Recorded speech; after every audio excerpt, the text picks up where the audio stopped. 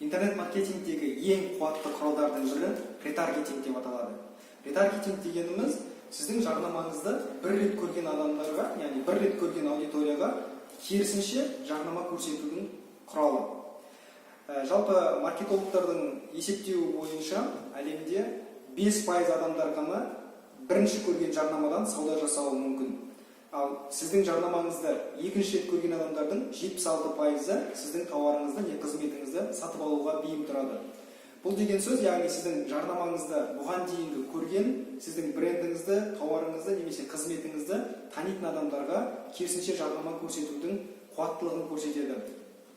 Ретаргетинг жарнамасын қолданатын болсаңыз, сіздің сайтыңызға кірген адамдарды, видеоңызды көрген адамдарды және басқа да сіздің посттарыңызды, баннерлеріңізді көрген, клик басқан адамдардың барлығын белгілі бір аудиторияға жинап, сол арқылы сіз оларға керісінше жарнама көрсетуіңізге болады. Бұл өте қуатты құрал, сондықтан да осы құралды үйренгіңіз келетін болса, бізде арнайы 12 сабақтан тұратын видеокурс бар. Осы видеокурсты өтсеңіз, ретаргетингтің толық құралдарын меңгеріп шығуыңызға болады. Толық ақпарат үшін осы видеоның астындағы нөмірге хабарласуыңызға болады.